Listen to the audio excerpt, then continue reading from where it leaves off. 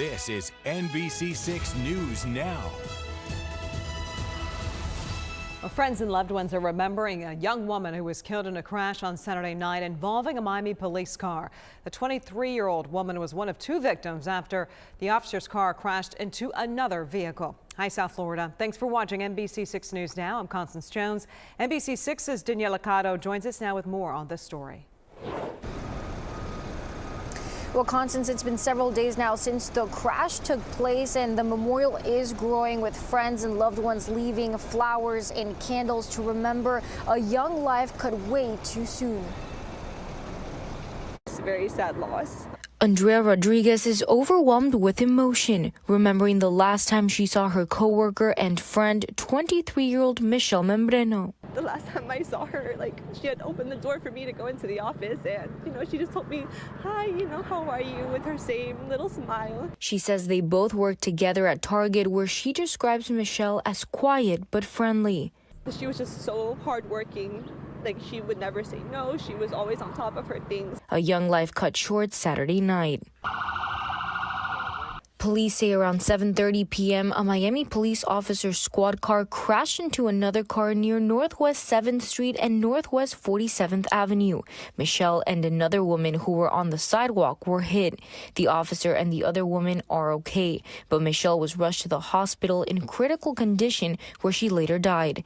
Cell phone video shows first responders giving her CPR at the crash site. The video also shows the mangled police cruiser with airbags deployed. It's very sad when somebody that young dies. Juan Carlos Gomez owns the gym across the street where Michelle had just finished working out. He says one of the gym members rushed over to help her.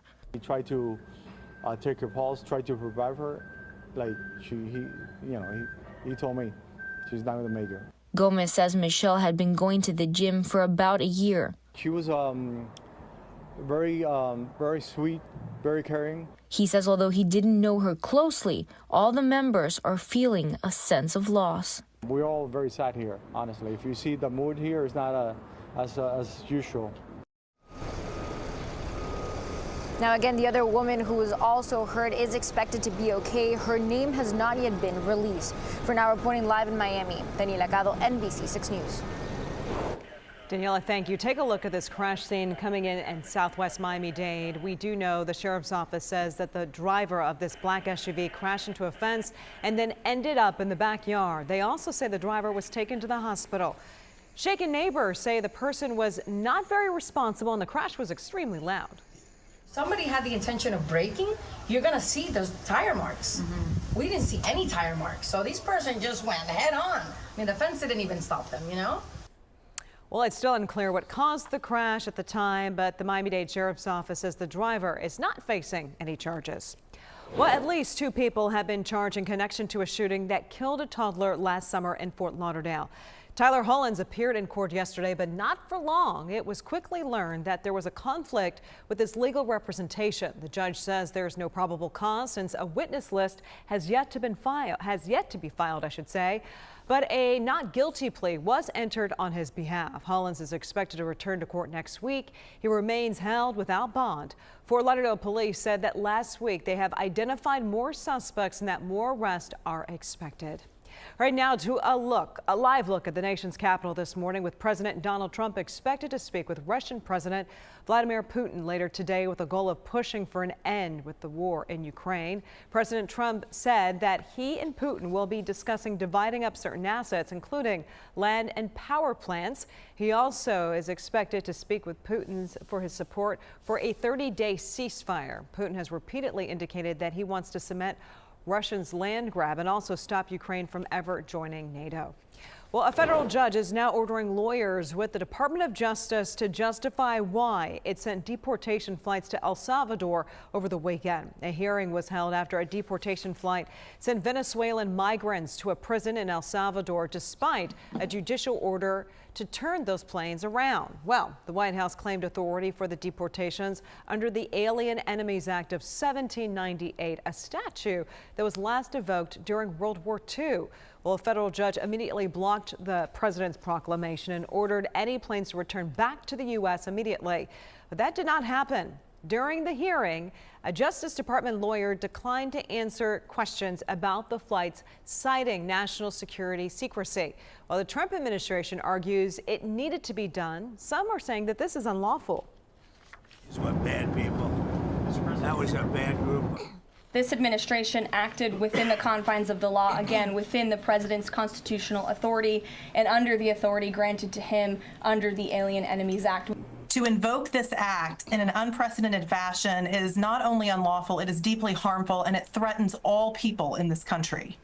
Well, the judge gave the Department of Justice until noon today to provide a written case as to why they could not release specific details about those flights. Well, a ceasefire between Hamas and Israel has come to an end after Israel launched a strike on Gaza overnight. The number of deaths continue to rise. According to Hamas media, one of their senior security officials was reportedly killed in a series of strikes. Also, just into our newsroom, at least 400 people have been killed and hundreds of others injured.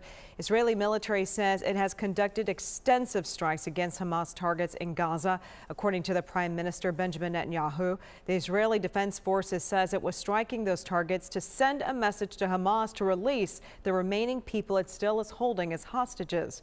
Gaza's civil defense spokesperson says dozens of people have been killed and wounded. The White House press secretary says the Trump administration and the White House has been consulted by Israel about these ongoing strikes on Gaza. Well, employees at Radio and TV Marti, based right here in Miami, have been placed on administrative leave after the Trump administration began making funding cuts. A source with direct knowledge to all this telling NBC6 News that the broadcast has officially stopped. Now, for years, Radio and TV Marti operated out of Doral. It delivered what many considered an important message from the American people to Cuba. Well, over the weekend, employees found out that the federal government is defunding Radio and TV Marti. NBC6 political expert Alex Pinellas weighs in on Republican politics and the radio going dark. On one hand, they want to be supportive of the president's policies, including this policy to bring about more government efficiency, but these policies are directly impacting the constituents they serve. We also spoke to Congresswoman Debbie Wasserman Schultz, who is hoping that elected officials will figure out some way to restore funding to get the radio back on air.